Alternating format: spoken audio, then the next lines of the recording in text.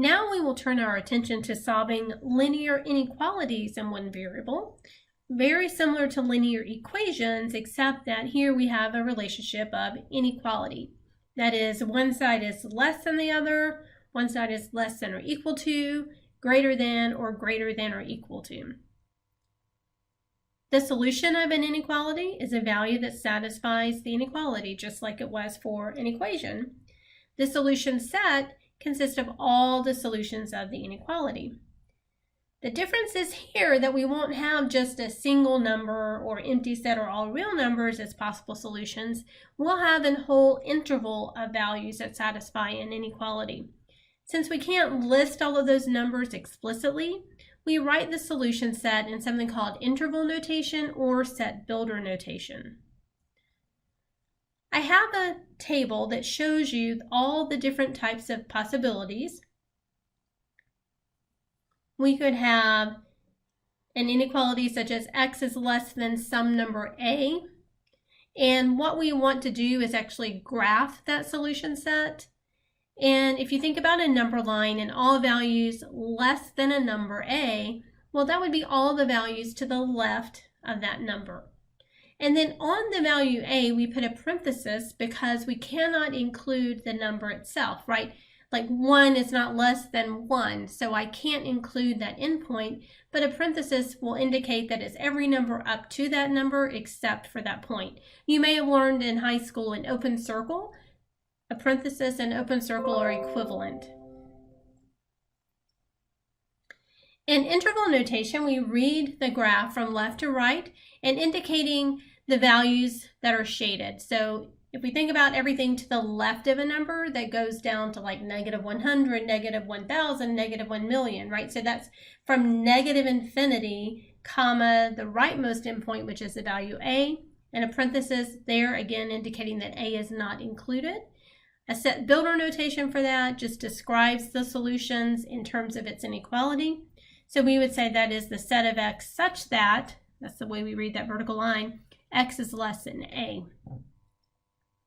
So if we change the inequality symbol to less than or equal to a, then we are looking at everything less than a, so still to the left of a, but now it can also equal a, which means we can include a in our solution set, and that's represented by a bracket or closed circle you may have seen in high school. Interval notation is everything to the left, so negative infinity up to that endpoint of a with a bracket. Our set builder notation is the set of x such that x is less than or equal to a. Then if we have an inequality of the form x is greater than some number b, on a graph, we start shading to the right of b, and then we can't include b, so we put a parenthesis on that facing to the right. So we have open parenthesis shaded to the right, and our interval notation is open parenthesis b, comma infinity and close parentheses. Our set builder notation is a set of x such that x is greater than b. And lastly, x is greater than or equal to b. This includes everything to the right of b, but also b itself, which is indicated by a bracket at b. The interval notation is a bracket b, comma infinity, and then the set builder is the set of x such that x is greater than or equal to b.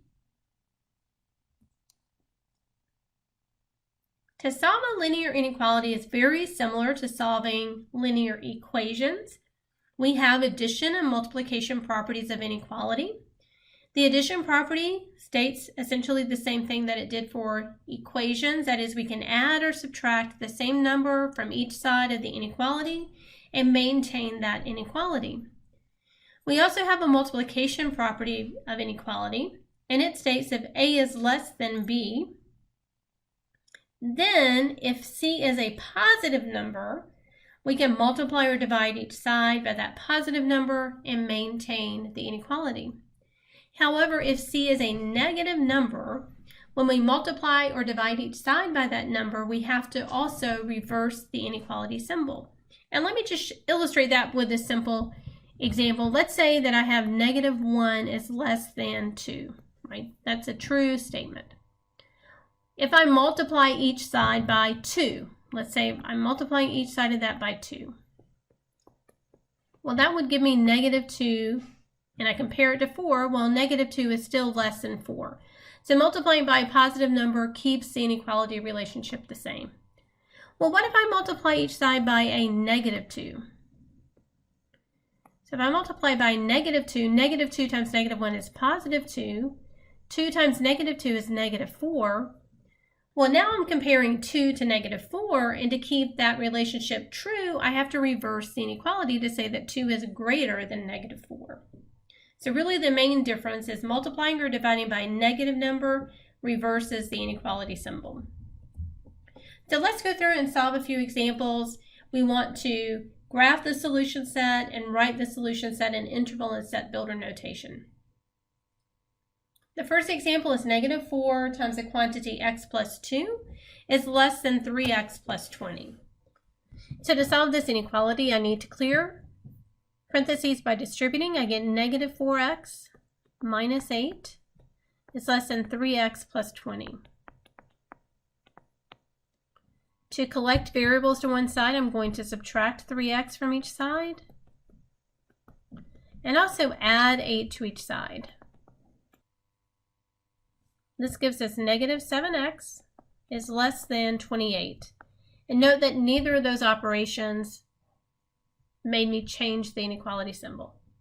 But now to solve for x, I have to divide each side by -7. But dividing by -7 will reverse the inequality symbol, so we will write this as x is greater than -4. So that means if I choose any number larger than -4, plug it in place of x, I'm going to get a true statement. To graph the solution set, I'm going to draw a number line, place the number -4 on it, and then I need to shade the portion of the number line that corresponds to values greater than -4. Greater than is to the right, so I'm going to shade to the right of -4, but can I include -4? No, because it's strictly greater than, so I have to put a parentheses on -4. My interval notation is reading from left to right. Where do I start shading? Well, I don't start shading until -4. So I do a parentheses at -4, comma, where do I end? I don't end to the right, which is represented by infinity. And we put a parentheses always with infinity since we can never reach that. Now the set builder notation is just this. It's a set of x such that, now just input that inequality, which is x is greater than -4. Example B is 15 is less than or equal to 5 times x minus 1 in parentheses minus 2x plus 4. I first want to distribute on the right to get 15 is less than or equal to 5x minus 5 minus 2x plus 4. Combine like terms to get 15 is less than or equal to 5x minus 2x is 3x, minus 5 plus 4 is minus 1. So here we're going to add 1 to each side to get 16 is less than or equal to 3x. And then we can divide each side by 3, which does not reverse the inequality symbol. So we get that 16/3 is less than or equal to x. Now for me, it's easier to read the inequality when the x is on the left. So if I want to switch those to write this in terms of x, I would also have to switch the inequality symbol to be x is greater than or equal to 16/3. Right, it's just like if I say 1 is less than 5.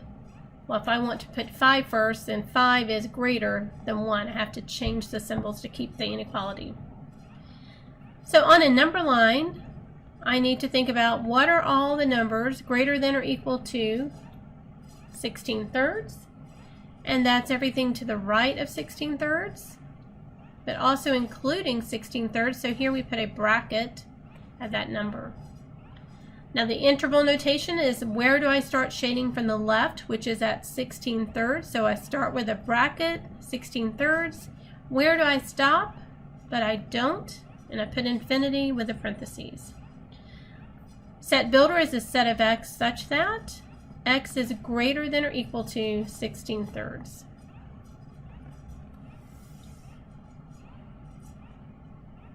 Now we have one with fractions. It is 3/10 x plus 1/5 times 2x plus 5 is greater than 1/5 minus x divided by 10. Because we have fractions and parentheses, I prefer to first distribute, declare parentheses, and then I'll multiply through by the LCD. So we would get 3/10 x plus 1/5 times 2x is 2x divided by 5, plus 1/5 times 5 is just 1, and that's greater than 1/5 minus x divided by 10. Now our common denominator is 10, so we have to multiply each side by 10 and distribute to each term. Again, multiplying by a positive number doesn't reverse the inequality symbol, so we're good on that. Distributing through by 10, we get 3x plus, well, 10 times 2x over 5. 5 goes into 10 2 times. 2 times 2x is 4x plus 10 times 1 is 10. 1/5 times 10 is greater than 2 minus x over 10 times 10 is just x. Combining like terms, we get 7x plus 10 is greater than 2 minus x. So we can add x to each side to get the variables on one side and then subtract 10 from each side. Neither of those reverses the inequality, so we get 8x is greater than 2 minus 10, which is negative 8. So x is greater than negative 1. And that came from dividing each side by 8. So greater than again is put negative 1, shade larger than that, which would be to the right, and parentheses because we cannot include negative 1. Interval notation is parentheses negative 1 to infinity, close parentheses. And then the set builder is the set of x such that x is greater than negative 1.